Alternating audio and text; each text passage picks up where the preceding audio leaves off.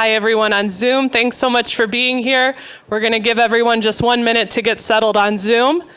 We have a nice crowd here at the Cleveland Metro Bar Association. It's so exciting to see. I'm almost always on Zoom these days, so this is nice. Yes. All right, well, we have two fantastic speakers today, and I don't want to waste any more time standing here. So thank you all for being here this afternoon. My name is Carrie Burns. I'm Director of CLE here at the Cleveland Metro Bar Association. Thank you. We have a lot of friends from the American Constitution Society here today, as well as the Bar Association, so thank you all for being here. I also want to thank Jeremy Paris for bringing Russ and Elliot here today. When we first met 3 months ago, I thought it would be fun to bring in Russ and talk about the Supreme Court. Who knew we would have some unprecedented changes in the last few weeks, so this talk just became all that more exciting, so I appreciate that. During his 18 years in the United States Senate, Russ was ranked the 6th in the Senate for bipartisan voting. Thank you, Russ. He is a recipient of the John F. Kennedy Profile and Courage Award and co-sponsored the Bipartisan Campaign Reform Act, the McCain-Feingold Act, the only major piece of campaign finance reform legislation passed into law in decades. Russ was the only senator to vote against the initial enactment of the U.S. Patriot Act during the first vote on the legislation, and well known for his opposition in the Iraq War as the Senate's leading opponent of the death penalty. He served on the Judiciary, Foreign Relations, Budget, and Intelligence Committees. Russ was chairman or ranking member of the Constitution Subcommittee. For the better part of the last 10 years, and in addition to his congressional and diplomatic career, Russ has taught extensively at various American schools, including Stanford, Yale Law School, Marquette University Law School, and Harvard Law School. In his capacity, he has played significant mentoring roles to law students, preparing him for his role as president of the American Constitution Society. He has also taught foreign policy to graduate and undergraduate students at Stanford, University of Wisconsin, Yale, Lawrence, and American University. Thank you, Russ, for being here this afternoon. Thank you.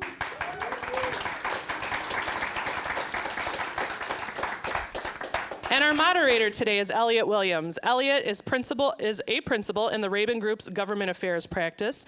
Elliott has worked in all 3 branches of government. He previously worked for the Obama administration and as Judiciary Counsel for Senator Chuck Schumer. He started his career as a practicing attorney, first clerking for 2 federal judges, and then being accepted into the Attorney General's Honors Program, where he served as a trial attorney in the Justice Department's Criminal Division.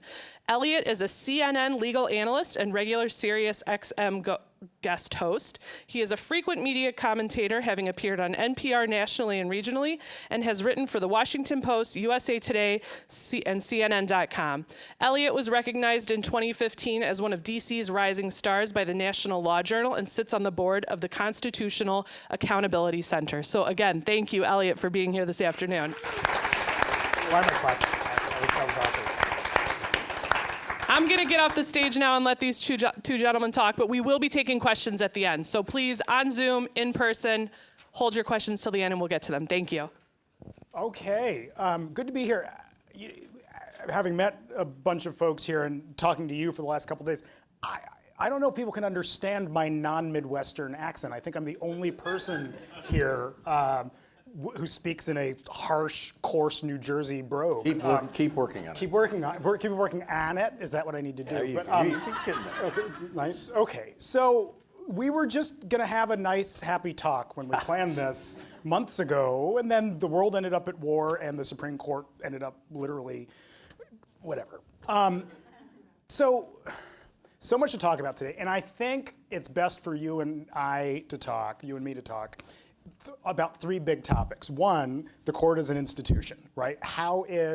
What does America think of institutions today? And that's, again, the court fits into that and what people think of it. 2, nominations and how we got and get to where we are today with the nomination and confirmations process. And then finally, most importantly, but tied to those 2 is Roe, right? And what that decision or incipient decision or whatever it might be, how it fits into those 2 things, the court as an institution and the sort of nominations process and how sort of what courts look like today, right?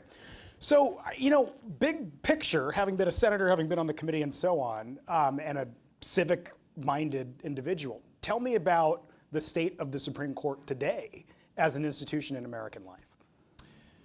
Well, thanks for inviting me, and this opportunity is great. And first I want to say that Elliot is somebody that's actually served in all three branches, which I have not. He was a clerk for a judge, he served for many years in the executive branch under President Obama, and he worked on the legislative side. And that's sort of, I did have a position for the Obama administration on foreign policy, but my experience is mostly in the legislative side. But 16 years on the Senate Judiciary Committee. And so the first thing I just want to say about the Supreme Court is that it's not just the Supreme Court. It's all three branches in terms of this problem, and I know you're going to get into some of that later. Right. So it's the executive branch, when you have what I called, when I taught a course on the Senate, not just a litmus test by members of Congress, but a pre-litmus test in the White House before they'll even let somebody be nominated on certain issues. Then you have a president elected who hands over the card of the nomination process to a private group, which is what President Trump did. So you have problems on the executive branch side. You have terrible problems, which was your second issue, with the congressional side. Mm-hmm. First, it began with these litmus tests and all of those things, but then the process itself became bizarre because nobody answered questions, and then it became insane in this recent episode with the behavior of the Judiciary Committee. So you have problems with legitimacy in terms of the confirmation process. But the third piece is the Supreme Court itself, one that I never thought you would see. And the problems are severe and unexpected. I did not think this way about the court even 5 years ago. I never thought I'd be sitting here with you proposing and advocating, as we do at the American Constitution Society, certain judicial reforms, which I would have thought were outrageous in the past. Things like adding members to the court, term limits. I would have thought it was inappropriate. But that's one of the problems as you get older. You're locked into this sort of thing, and if you can't see, I once said I had a staff member who was an excellent staff member, and I said to him, look, you are tremendous. But if a nuclear warhead was coming straight at you, you wouldn't notice it because all the details are taken care of. But when something fundamentally different is occurring, and that's what's occurring now with the Supreme Court, something that's fundamentally undermining the legitimacy of the court, you have to recognize it. Why is public faith in institutions at, if not at an all-time low, dropping off? And that includes the Supreme Court. It also includes Congress with its 18% approval rating, I think. I mean, I don't think yours was ever that low. But this is the thing. People like their individual senators, right? But Congress as a body, people hate it. So what's that about right now?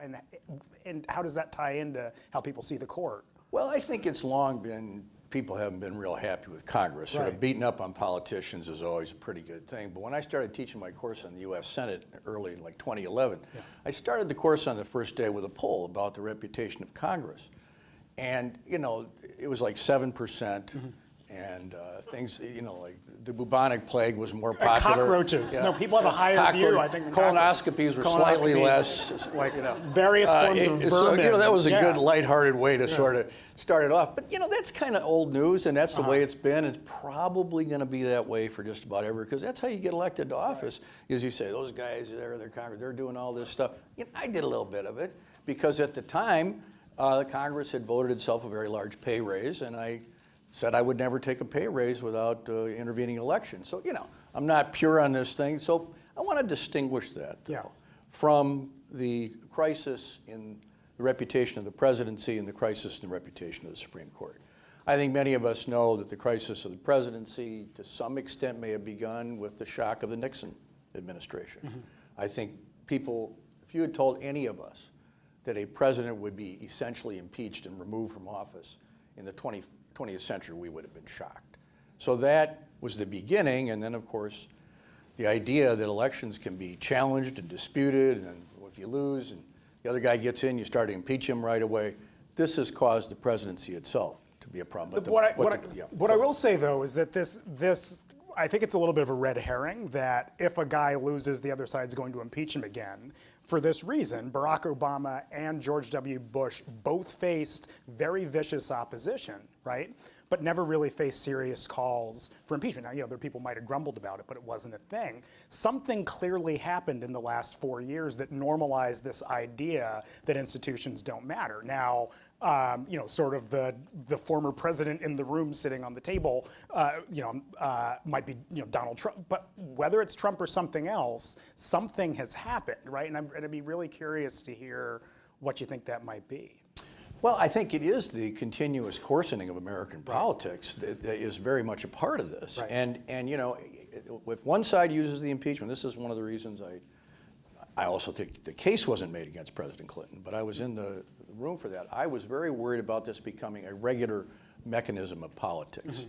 And so this is precisely what's happened. But the thing about the presidency, it's easier to restore its credibility once it's been harmed. Mm-hmm. A new person comes in, they set a new tone, the administration sets a new tone.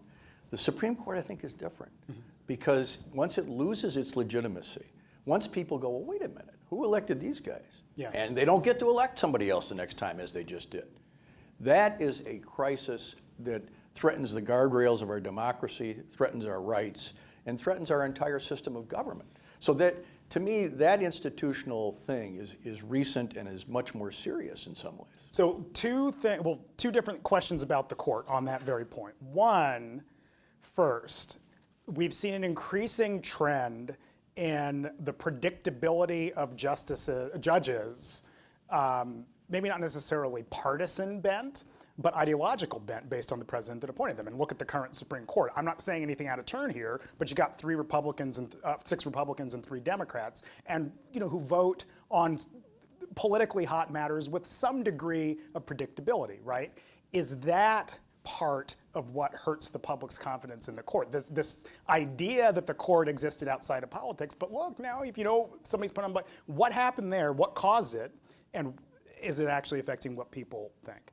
Without a doubt, Elliot, without a doubt. Right. So for those of us of my vintage, we used to have this view of the Supreme Court, which was we weren't sure what they were going to do or what a particular justice would do. Right. And there was a reason for that. It's because it didn't follow partisan lines. Right. Chief Justice Warren, the opinion writer of the Brown versus Board, was from Bakersfield, California. He was a Republican governor of California. Justice Brennan, I believe, was appointed by a Republican. On the converse side, Byron White, Whizzer White, Kennedy appointee, the only one, right? The only one Kennedy got in the court? Well, I was just talking to Jeff Stone at the University of Chicago the other day, and he was a clerk at the time. You know that Roe versus Wade? There were 2 dissenters. One of them was the Kennedy appointee. So my view is it was mysterious. People knew it was important, but they sort of thought it was on the level because it didn't follow who appointed somebody. It was sort of fascinating, and it also added to its credibility. And that the fact, as you pointed out, that's really no longer the case. And of course, Bush v. Gore was sort of put that into overdrive where a president got selected. And it's caused this terrible loss of credibility because it's no longer seen as on the level. I remember when just my own personal anecdote about this kind of thing. So, I managed to do pretty well in 2004 before I had bad elections. And I carried 27 counties that Bush carried. People used to split ballots. Why would these conservatives vote for me? Feingold, you never know what he's going to do. They just weren't sure how I was going to vote. And they liked that because they thought that maybe I was looking at it on the merits, and I think even to a much greater extent, they thought that justices would take a case and talk to their colleagues and do what they think is appropriate. That's an interesting framing because an argument raised by conservatives often now is that the 2 sort of emblematic examples of justices who became reliable liberal votes in modern history, so that's David Souter and John Paul Stevens, were appointed by Republicans. You have not seen, other than Byron White, and Byron White wasn't a sort of reliable conservative vote. It was sort of all over the place. That's right? my But point, the thing is, how do you respond to the argument that it's only the Republicans, at least in modern history, who have been the ones who've flipped and become reliable left votes? right? Well, I don't know. I mean, it's a question. I'm not. It's a fair question. I guess I would say that I think a lot of people who were brought up to respect the law, the rule of law, the history of our Constitution, when they become a Supreme Court justice, notice the history of the court. And the history of the court has not been to restrict people's rights, but to see if there is a way in which the rights of Americans can be protected and elaborated consistent with the Constitution. And so I think that's why it's a little more likely that somebody who might come in with very conservative views might change their mind on abortion, might, as many of them did, change their mind on the death penalty. I shall no longer tinker with the machinery of death. Who might change their mind on when they see overreach. But I still believe, and we've seen in some decisions, that there are people that have been appointed by Democrats who are not simply lockstep on some of the issues. Right. But it is definitely, it is a fair comment. So the other question, before we get to nominations, which is sort of the hot stuff, but also ethics and integrity of Supreme Court justices. And if we weren't talking about Roe today, one of the big Supreme Court story is Clarence Thomas and the behavior of his spouse, but more importantly, the court's failure and inability to do anything about it. There's no sort of ethical guardrails on the Supreme Court. And I wonder, maybe the public isn't fully aware of how the court polices itself, but we have this idea that they're these, and they have this idea that they're this entity that exists on Mount Olympus and they can judge themselves, right? But that's proving to be horribly flawed. Right? Correct. Well, look, that was a comment in the form of a question. It's not the case that they can't do anything about it. Right. The Chief Justice can do something about it right away, and he knows it. He could promulgate these rules and make them apply to the Supreme Court. I wouldn't be surprised if he's thinking about it pretty seriously, but that can be done and should be done. If it isn't done, and we had a debate recently on one of our ACS programs where there really was a real difference of opinion. One of the experts said that this couldn't be done by the Congress, and one said it could be. I happen to be, with a little bit of a congressional bias, I happen to think that there could be ethical rules imposed on the Supreme Court to require certain standards for recusal. Obviously, conflict of interest, investments, stockholding, all those things. There's legislation being proposed to do that. And I think the Congress has to do this. They're holding hearings on this particular situation. And I do believe that simply holding the hearings, which is entirely appropriate, can cause the Chief Justice to act. If he doesn't, I think they ought to pass legislation. This is just an aside, and while I have a senator here, but I do have this question for you. Do you actually believe that there are three co-equal branches of government, or that Congress is actually the first among equals and has the power to do things like turn off the lights at the Supreme Court, set term limits for Supreme Court justices, set any number of matters that could actually neuter the Supreme Court's power, and just like they could with the presidency? Like, I'd be curious to hear someone with a congressional bent and your take on that. I would say overall, the political scientists are right when they say that the number of veto points that exist in our system, and that's sort of the word they use, are pretty extremely tilted toward the Congress. And so the Senate in particular, I happen to be a veteran of the Senate, but the truth is the malapportionment of the Senate and the existence of the filibuster creates a situation that makes it extremely difficult for the president or potentially even the Supreme Court. In other words, if the Supreme Court, if the Democrats really had a serious majority at this time, they could essentially nullify what the court's about to do on abortion. But they don't. But they don't have the votes. But in theory, they do. And so it's both the ability, and then the ultimate power, and I'm actually doing some writing on this right now, is under Article 5, under the Constitution, the right to amend the Constitution. But that is exceedingly difficult and has been very rarely done in the history of the country. So in a way, that's the ultimate authority, but in the absence of really much of that in certainly recent decades, I would say on balance right now, the Congress has enormous power. Now, Congress's greatest power is to advise and consent on nominees, one of them, at least with respect to the judiciary. So let's talk about that for a couple minutes. So you and we talked about this a little bit. So you've worked on 6, I believe, Supreme Court confirmations. Mostly 2, 4. Right, 2 as I was a a member. happy voter on the first 2. Right. Ginsburg and... Right, and then 4, and then 2 Democratic and 2 Republican. Right. Correct. Right. I think it's safe to say the process is kind of ugly and not working at its, living its best life right now. So I guess, my question for you is what broke it and what got us to this point? Well, it went in phases, and it, it's relevant. I think for most people, certainly on the right, the first time they really felt something pretty rough was done was Bork. And, I don't think, in my view, I teach this, I show the videos to the young law students who've never seen it, and I say, look, that was not, in my view, rude. Kennedy got pretty wound up, but, Ted Kennedy. And so the right likes to say that's where it started. But then another phase occurred. Yeah. And that was the phase of people being coached to shut up. There was this law professor who wrote a law review article saying this is terrible. These people should answer these questions that the senators ask. And a few years later, this person was sitting in front of us for the Supreme Court. Right. And we asked Dean Kagan, yes. We said, you said here that people should answer questions. Well, she says, I've become wiser. So that's the next phase. Nothingness, no answers, a process that's kind of a joke. So, my staff knew that when I would ask the questions that, I would have a half hour or whatever, and they wouldn't answer my questions. So, we'd advance certain issues that we think are important. What do you think about executive power? Does the president have the power to? I can't answer that. And I give a little speech about it.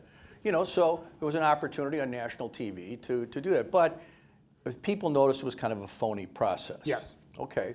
And you get to the next phase, the phase we're in now, which is as far as I'm concerned, incredibly unprecedented browbeating. This did not occur with regard to the 2 Bush nominees. This did not occur with regard to the 2 Obama nominees. Those were dignified processes. I'd say the least dignified thing in all those appointments was when Lindsey Graham came back from lunch one day and Kagan was waiting to start a new thing, and he said, Dean, what did you do for Christmas? And she said, well, Senator, I'm Jewish, so we went to a movie and had some Chinese food. I mean, that was the roughest it got, and it was really funny. Yeah. Okay, so fast forward to what we just saw. The behavior of a number of those Republican senators was just, in my view, appalling. I couldn't believe that they would browbeat somebody like this, that they would use it to advance this law and order position for the fall election. And, they weren't really going after her. They didn't know. They knew she was going to get in. They were running for president. They were doing all kinds of other things. This was never the way this process was. And I can tell you firsthand, it was not like that.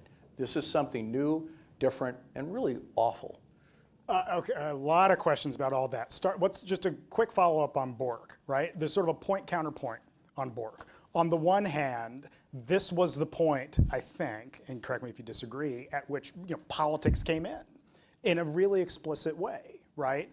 On the sort of the counterpoint is that, well, he got a hearing, actually. He was brought up for a hearing and didn't garner the votes of even all the Republicans, right? But is the truth somewhere in the middle of that? Because because even folks on the right who are a little livid about Kavanaugh, and that's a whole thing, and we could talk for that for a day, point to something special happening in Bork as the moment that tainted the process. But I'd be really curious to hear. I don't think that quite adequately conveys it. I think politics is too broad of a term. I think it's when ideology really came in. And there was a great deal of debates among senators. Joe Biden wrote a law review article about this, Paul Simon, all of them, over the years about when is it appropriate to consider ideology. But it was not raw sort of electoral politics, I'm running for president right now stuff. It was really pretty based on the doctrine. When Kennedy said, in Robert Bork's America, a woman won't have a right to choose and this and that. It wasn't really about an election. It was more about he really didn't want somebody like this on the court. So in my view, that was rough, but it wasn't out of bounds. And what is happening now with it being used really as a stage, really as a way to browbeat somebody for political purposes, to me that's entirely different. And it's very political and it's very partisan. and it's inappropriate. There's an argument to be made, that the way the Bork process played out is kind of the way it should, which is that, so to your point. That's what Kagan said. Exactly your point, though, which is that they get a free pass from their own folks and from opponents because the mere fact that someone can sit down in that chair and say, sir, I'm sorry, I don't have a view on Roe v. Wade, even though literally everyone in this room and everyone walking on the street in Cleveland right now, as an engaged electorate, as the city of Cleveland is, as engaged as they are on Browns football, they have a view as to whether, so that the idea that you can sit down and say that it's preposterous. There's an argument to be made for ask them the questions, have them be on the record about it, and then vote up or down if they don't. In fact, Arlen Spector, a senator from Pennsylvania, wanted there to be some kind of a consequence for people not answering substantive questions. He wanted to be able to refuse to even consider the nominee. Right. To me, that was a little extreme. But I think, yes, something like the Bork thing, if a nominee can't handle that, Democrat appointed or not, I think they should be able to handle that. And to be clear, I don't know what the views of anyone in this room or anyone watching are on Roe v. Wade, and without even wading into it, the simple fact is you have multiple nominees who are on that draft opinion who were less than forthcoming in what they got away with answering at the hearing. You've even heard Senators Collins and Murkowski say, well, I don't know, that's not quite what they told me in their meeting. Well, you gave them the opportunity to do it. So the one question before we move on to specifically to Roe, back to Garland and Scalia, and for folks who aren't familiar or may not be, Antonin Scalia died in 2016. Republicans held open the confirmation process for 360 however many days while President Obama was president. Okay. I teased this question to you earlier today, and I'm curious to hear your thoughts.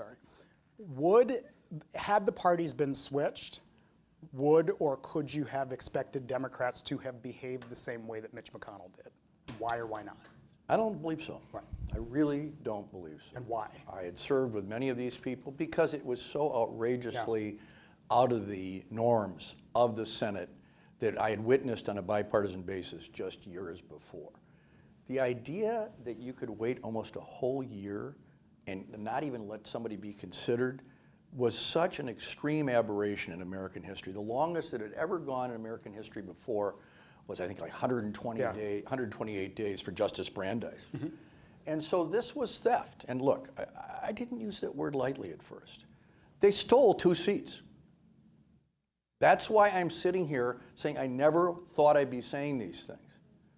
Like if somebody's driving down the street and there's this beautiful Tesla car driving by, and the guy goes, that's a nice car. Yeah, it's my car.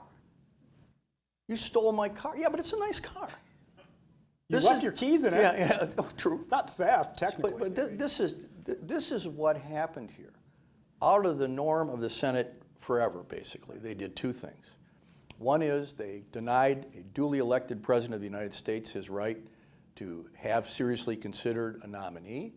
And then when a presidential election, a very contested one, was underway, when Justice Ginsburg died, they jammed through an appointment when people were already voting. That should have been Joe Biden's appointment. And so what happens is you have an illegitimately created court. Right. And that's why we're talking about things like adding seats or term limits or doing something fundamental, because what you have now is a 6-3 court where as I said during the process, I'm concerned that Ketanji Brown Jackson will be sitting there in my dissent for the next 30 years. And that's not just unfair to her and to the court. It is incredibly unfair to the young students I met today, the law students that you teach, because their generation, this is intergenerational theft. Their generation will be denied the right to have their impact on the law, to be the greatest generation of the law that they want to be, because these folks are going to be kicking around there when they're 70 and 80. This is unprecedented. Let me push you on that, this Democrats wouldn't have done it point. So I asked you, would they have? The question I have is, should they have? And well, but, I heard an in the room, and I don't know if it was an approving or whatever, but it was an nonetheless. But the point is, no, but if, McConnell was acting perfectly lawfully within the bounds of this. This gets back to this idea of Senate or Congress as first among equals. They have the power basically to sink a president's nomination. And if they were using an approach and gaming the rules in a manner that allowed them to do that, should Democrats, if in power at the time, have done the same thing? No. No. Because it Wow. violates a notion of our system of government is supposed to be one that brings people together so they work together. That might sound like an ideal. It is. But the idea that you go ahead and trash those things in a way that's never been done in the history of the country is so damaging to the institution of the Supreme Court that it undermines the rule of law. And so I honestly believe they should not have. And so that's why we're not advocating that the Senate start doing this if the Democrats have control. We're advocating reform. Right. And specifically, in addition to the other reforms I talked about, that the Senate should use its power to make rules under Article 1, Section 5. The Senate is empowered to create its own rules. They should make rules that say a nominee for the Supreme Court, make it binding on the Senate, has to be considered within a certain period of time and be completed within a certain period of time. It's within the power of the Senate to simply do that. I think that's the way to do it rather than Democrats doing something outrageous. But my question, and and one of the beautiful things about your bio is, and I didn't know that stat of, ranked among the most bipartisan, which is true though. Like I remember this when I worked there as a staffer when you were on the committee too. It's sort of, one, you didn't know what Feingold was going to do, but also, we have talked about I this was very point. sometimes a pain in the neck. Right, on any number of questions, and McCain-Feingold being your signature. Right, so, but the question is that America and that Congress gone? And I know it's an ideal that we ought to, as we build a more perfect union, that's important, but we might be past that. I mean, January 6th might have taken us past that. And my question remains for someone who built a career as a bipartisan leader. Is that the 90s that we're not going to get back?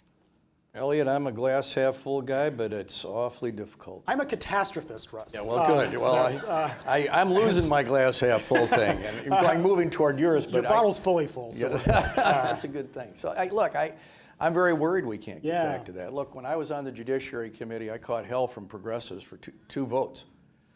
I voted for John Ashcroft for Attorney General because I believed that the president should be able to choose who he wants to be in his cabinet, unless the guy's ethically challenged or something. I really believe that was a proper ethic. And Lindsey Graham said, Senator Feingold, I'll remember this when he sort of forgot it. But I did something else, and it's sort of day by day I have to decide it was the right thing and whether that could ever come back. Yeah. I voted for Chief Justice Roberts. Well, 22 Democrats did. I mean, it was just, you weren't alone. But I was on the committee. Yeah. And I'm proud of that vote because I know who would have been next.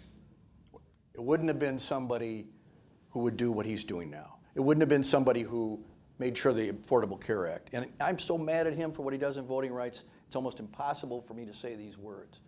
But to me, that was my job there. And that's the way a senator should look at it. Elections have consequences. To an extent, right? The young man told us that today. Yeah, he did. Elections have consequences. So there is a point where it's legitimate to question somebody, but when you're denying the impact of an election, so let's say a Republican is elected president and appoints somebody, for the Democrats to do what they did to Obama is wrong. Yeah. Because that denies the legitimacy of the election itself. And that's, to me, a separate level of consideration. Yeah, the challenge on the elections have consequences point is that's the point used by the supporters of McConnell and others to say that, well, a Republican Senate was elected and they are merely flexing but their they muscles. cheated. I see what you're saying. Now, All right, rewind. Not going to rewind at all. They cheated and they lied on this. Yeah. No, seriously, we have to tell the truth once in a while. Yeah. We have to just say what happened. And what happened was that they blew away every norm, and it is not okay to simply say, well, we got the majority, we can do whatever we want. I sort of believed in this idea of the Senate being a dignified institution. And I had that experience working with John McCain and others. It was, I hate saying this, but guess why we don't have the flag burning amendment in the Constitution? Guess who's the reason for that? I don't know, was it you or? Not me. No. That was an easy vote. Mitch McConnell. He voted against it. This was the Senate I believed in. Yeah. And it's hard for me to believe in it now. But if you can't get the Senate back to being like this, then you got to undo it. You got to change it. You got to do something about the fact that under Article 5 of the Constitution, there's only one thing you can't change. And if I get corrected here by Professor Marshall, so be it. But that is the equal suffrage provision. It means that every state gets 2 senators. And my students are like, well, wait a minute, California the same as Vermont? Something's got to give on this. Because not only do you have every state has 2 senators, but they've created a supermajority on top of that with the filibuster.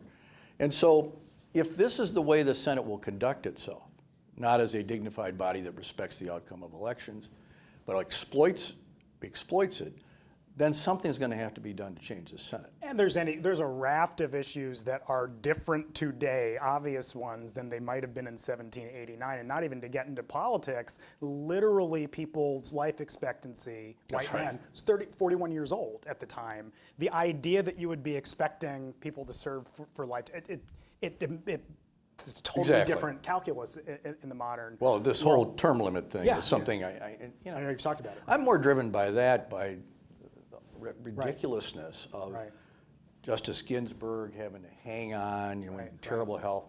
The idea that Justice Breyer was pressured by progressives to get off the court. This is so wrong in terms of the system. And I was kidding around at the event last night. I was kidding, but it's sort of like if you're going to play this game with life terms, the first thing you should do is not check if the ABA thinks they're okay, not check what their opinions are, but what does their doctor say? Wow. How long are they going to live? This can't be what was intended by the founders of this country.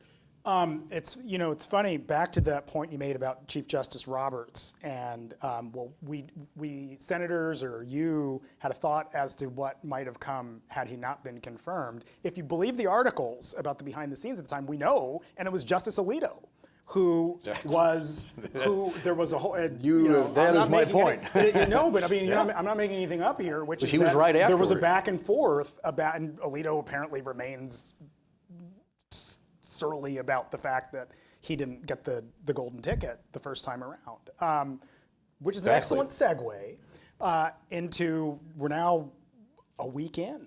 Not even a week, or is it? Today's Today's Tuesday. You're right. It's a week. About Roe and the leaked opinion, which need not. Which is to my point. Everybody's got an opinion about Roe v. Wade. This idea that they don't. But big question. Despite the paragraph where Alito says none of these other rights are at stake, he lists out all of the things. Do you believe it stops at abortion? Absolutely not. I mean, the rationale has nothing to do with abortion. He says, well, that involves the life of a fetus. Well, that is not his point. He says, if it's not in the original law of the country, if it's not, then it has to go.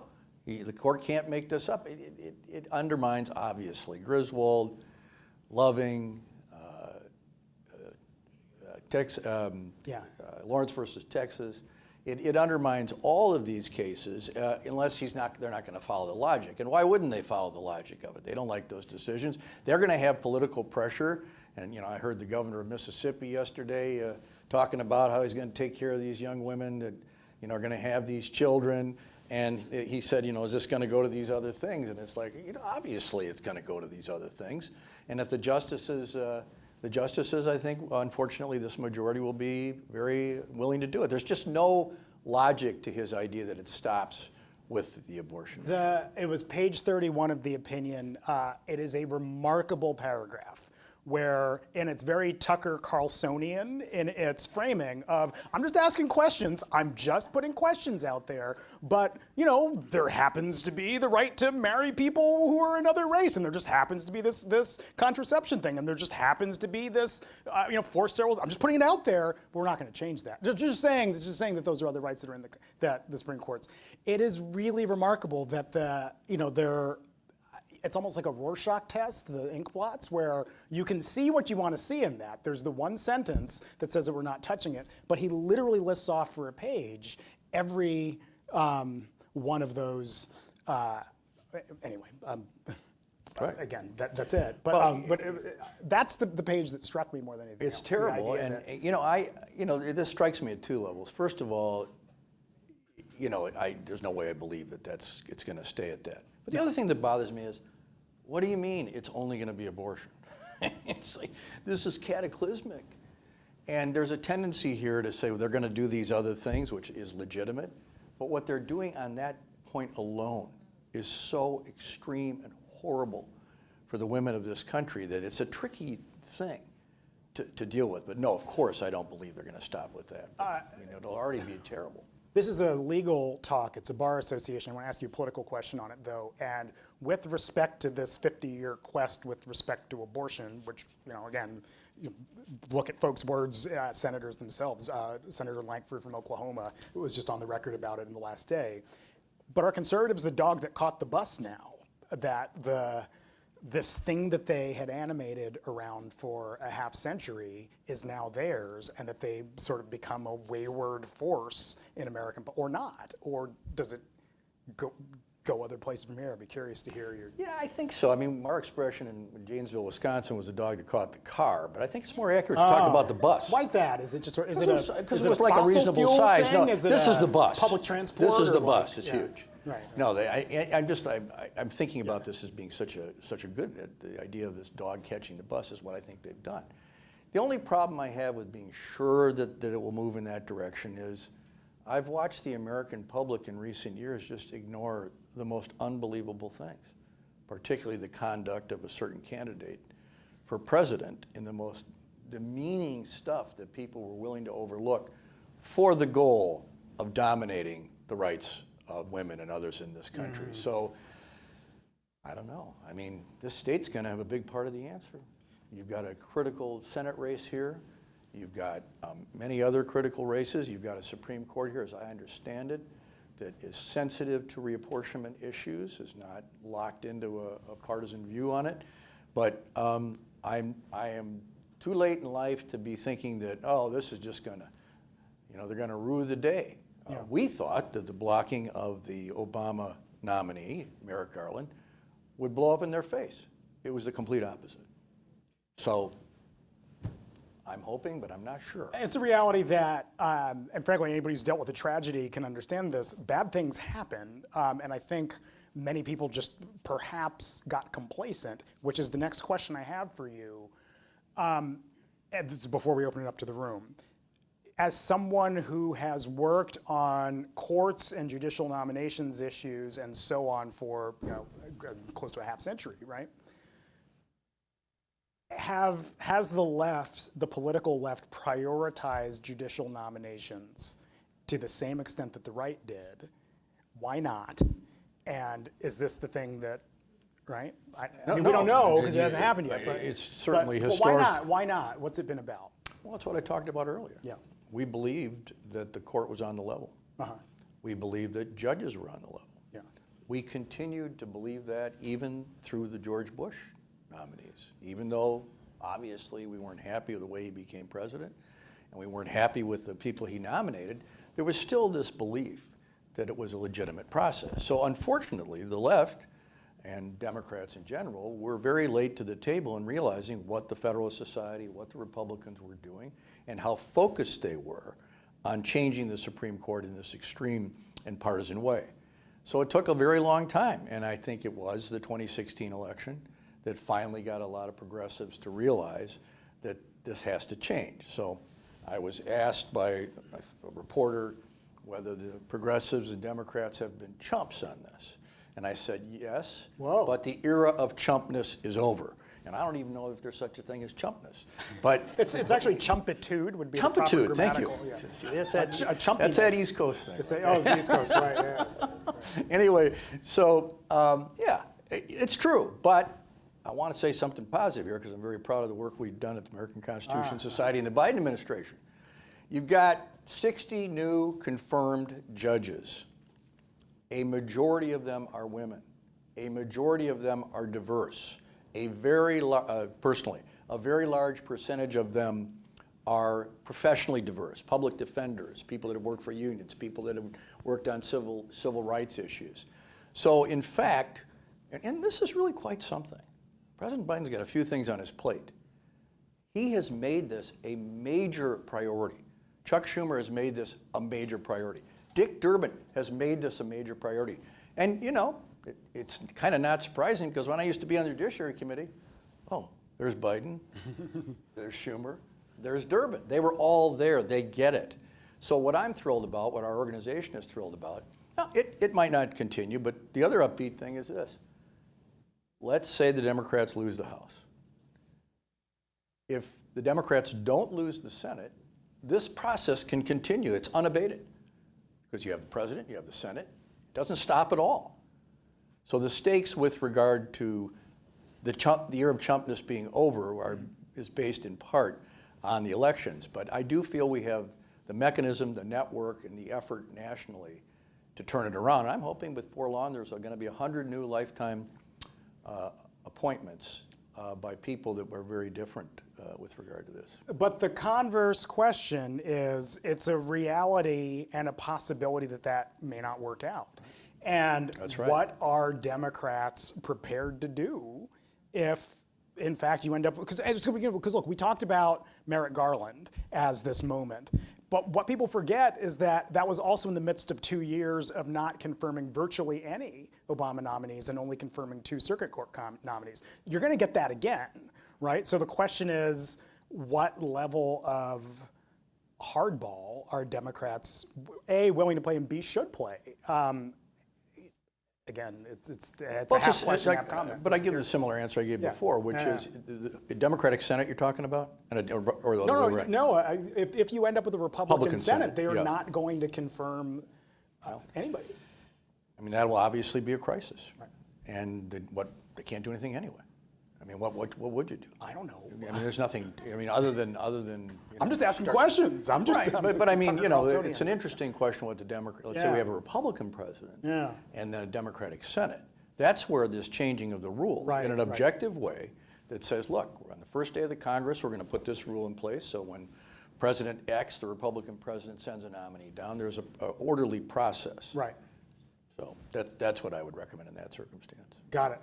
I think some folks probably have questions they might want to ask. Yeah, there's a couple on Zoom, and then I'll come over to you, Melanie.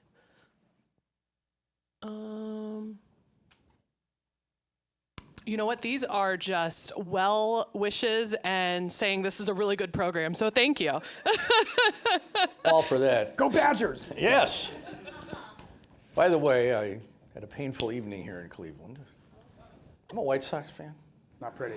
I went to bed thinking, 7 in a row. What in the heck? Bill is the biggest Guardians fan. That was a terrible way to wake up today. Thank you for being here. My name's Melanie. I'm an attorney at the Legal Aid Society of Cleveland and proud board member at the Bar Association, so we're so glad you're here. Right now, a majority of the court were appointed by a president who had not a majority of Democratic votes. Could you just comment a little bit on that? And is there anything the Senate can do as we look to the future akin to the timeline related to that process? You're talking about the Electoral College? Yeah. Okay. Well, Elliot and I have been talking about this for the last 2 days.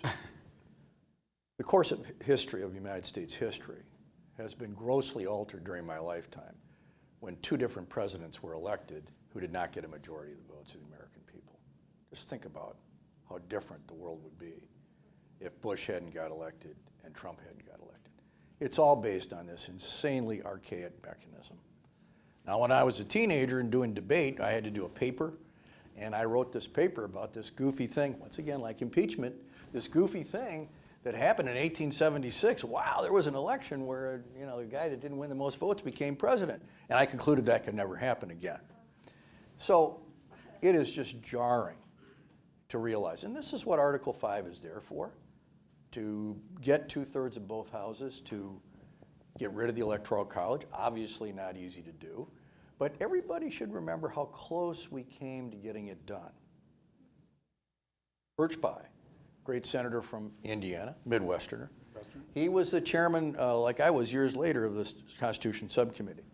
And he is the guy that authored the ERA, but he also almost got the Electoral College eliminated. It was passed overwhelmingly in the House, and it was only because of sort of a filibuster in the Senate that it wasn't eliminated already. So I'm not saying in this environment it's easy, but then this raises another question, which is that there are those that support the idea of a constitutional convention. I happen to think it's a very bad idea at this time. It's the other option under Article 5, which has never been done. And I've actually written a book with one of my former students. It's coming out in a couple months, basically cautioning against it. But if we can change the procedures for Article 5, instead of it being all biased toward malapportion, that could lead to a mechanism to change the Constitution. The name of the book is The Constitution in Jeopardy. We think there's two kinds of jeopardy. One jeopardy is the rewriting the Constitution in a terrible way that neuters the federal government. The other jeopardy is what we call ossification. The fact that there are things like the Electoral College that need to be changed. And this is like a conundrum that somehow has to be resolved. The same thing for fixing the Senate. Right. So that's where I think we're at. Hey, I'm Jeremy Paris from the American Constitution Society's local chapter and a colleague of yours, Elliot, if you didn't know. We've met. Yeah, we've met one or two times. So I'm going to sort of channel some of the students we met with this morning from the wonderful Cleveland Municipal School District Civics 2.0 program. If you want to feel better, by the way, about the state of the world, go talk to these students and hear their unbelievable ideas about how to change things. They know what's going on and they're frustrated. And I'm going to ask you an impossible question. Because one of the things we urge people to do is not lose heart, to channel your frustration at the upcoming Roe v. Wade decision and make change and go vote and do all these things. One of the topics of today, whether intentional or not, is really this relationship between democracy and the court and the law. And you have a Supreme Court that has gutted the Voting Rights Act in Shelby County, that has allowed extreme partisan gerrymandering. We live in one of those states, even though we're fighting. And that undercut your signature law, the McCain-Feingold campaign finance reform law, to allow untold amounts of corporate spending in our elections. So you have this court that, as the last question said, sort of appointed by a majority of people that were, by presidents that didn't win a majority, that has misshapen democracy to make it less responsive to the will of the people. And here we are facing this unthinkable thing, now maybe thinkable with Roe v. Wade. What is the democratic response? How do we reckon with that tension between a court that feels like we're powerless to change, uphill because of the system that they have put in place? I'll say it. You can't. That preserves conservative Republican political power more than democratic political power. How do we change it? How do we, and what should we do? And this is your chance to give us some heart and how change, you have this unthinkable thing happen. What's the thinkable thing we can do? So this is your kind of question, Elliot. Huh? I don't know. You have to answer one. No. You got to answer too. Fair enough. The question I was going to ask to you is sort of like the volleyball, like he set it up and I'm going to spike it. But I want to ask you the question, though, related to that. To what extent does the court have an obligation to track public opinion in its decisions? Well, I think the court should be aware of public opinion. I don't think it has to track public opinion. But, when it's pretty clear that they are following a partisan and extreme agenda and that they have no intention of listening to the will of the American people, then something has to happen. And that's where the meeting with these students came in. I mean, it really operates at a couple of levels. One level is to inform young people like that you can change the court, that it's not in the Constitution that it has to be 9 justices, and that's something that can be done legislatively. That can be done by who you elect here in Ohio for the Congress. So to let them know that it's not impossible, it can be done. Term limits, harder, although, Professor Marshall again, general view is that it requires constitutional amendment. There are those who say not necessarily. So, this isn't rocket science. We've talked to these brilliant students this morning. It's easy to understand that. How long does somebody serve? You can change it. I mean, that leads to the second thing that happened when we spoke to them. I asked them the question, because you guys gave me the chance, how many of you want to run for office? And I thought, this is a hard thing for me. Because when I do office hours as a professor, I think they're coming to talk about the great legal ideas with me. How do you become a senator, you know? How do you run for office? And of course I talk to them about it. But the hard thing for me is, it's not easy for me to tell young people to run for office now. It's gotten pretty brutal. Let's face it, when there's a plot to capture and execute the governor of Michigan, I mean, this is terrible, terrible, terrible stuff, and yet they want to run. And so if they know that by running and by electing people that could actually change the court, that's hopeful. And it, you know, we just have to draw the lines. It's just a couple of lines to draw, and they can act. And related to that, expanding the size of the court, but also the lower barrier to entry is Senate rules, which people have this idea, people who aren't sort of deep steeped in this all, that even the rules of the Senate were etched in stone hundreds of years ago. No, every 2 years they write a new, they sign a new, essentially drafting resolution laying what the rules of the Senate are going to be. If they want to amend that at any moment, they could. Nuclear option. It's aggressive. It's been used. I think it's been done 14 times. And you know, the first time that there was even a rule about filibuster was 1917. Which was actually in response not to an anti-civil rights filibuster, but a filibuster of Fighting Bob La Follette of Wisconsin, who was trying to keep us out of World War I, and Wilson got mad. But you're right, you know, it wasn't even in the rules. People didn't really abuse the filibuster, although Calhoun supposedly was moving in that direction. But they weren't really killing bills. So yes, the rules could be changed, and they can be changed that way. So we probably have time for one more, right, or a couple more? I don't know. I have one, maybe quick one on Zoom, and then we'll go to the member in the audience. Someone is asking about your former Senate seat in Wisconsin. What do you think will happen with that, and could it be flipped? Cannot comment on that. Got it. That was a quick one. I, on the other hand, go ahead. Blink twice if you think, right. I'm his partisanship translator. No, I'm kidding. I don't know. Go for it. No, I'm just happy to be here. But I would pay attention to it as I would here.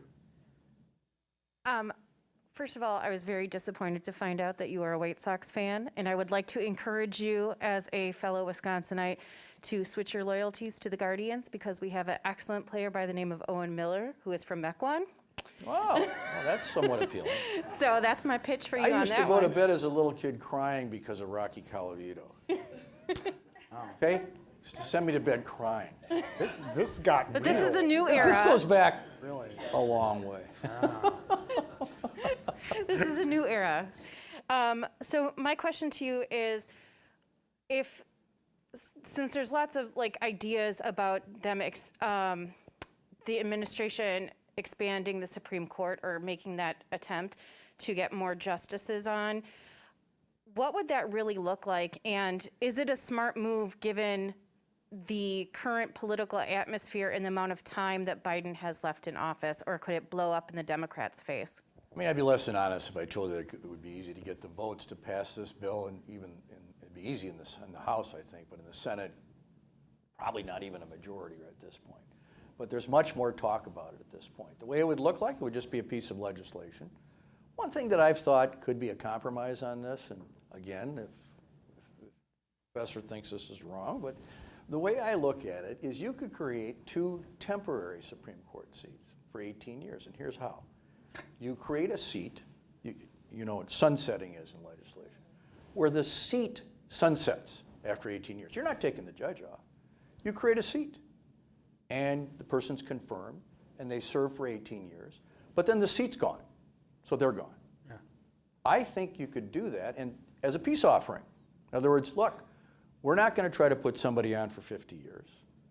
We know the seat's going to be gone, and frankly, my personal preference is that this all gets back to 9 justices, and that the court is restored to legitimacy, and that the proper behavior goes on, and that the rules are followed.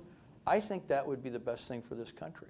But a temporary measure to deal with the thefts, to deal with the cheating, is necessary. There has to be some kind of reparations. There has to be some kind of compensation for the illicit way this was done? We don't have time to get into it, but there's a lot, and the court gets restored to its legitimacy. That's a big assumption. That would be the goal. Right, but that's, I mean, that clause is doing a lot of work in that sentence, I think. We can go back and forth on it. Before we go, panels, discussions are often identifying problems. Let's talk about all these bad things that are happening, right?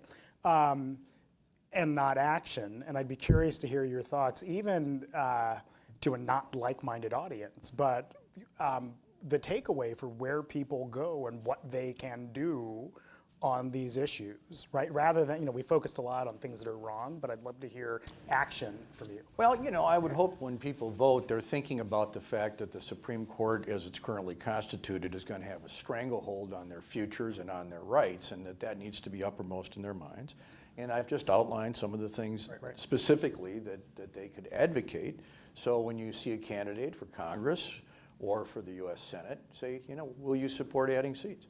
Will you vote to create ethics rules? Will you change the Senate rules so these things are handled in a fair and decent manner? I mean, to me as a candidate, that would have been a fairly reasonable thing to be able to answer. But politicians need to know that people care about this. And so the best thing people can do is raise it whenever they have a chance. Politicians like to respond to something they're hearing about. And so I think I've laid out the things that could be done. The people just have to demand it. Can't say it any better than that. Senator? Thanks. Awesome. Thank you. Thank you, Russ. Thank you, Elliot, for your great moderation. Thank you all for being here this afternoon. For those of you who opted for CLE credit, there will be a survey emailed to you after this program. Everyone have a great afternoon. Take care. Thank you guys very much. Fantastic. Thank you. Can I do a mic drop?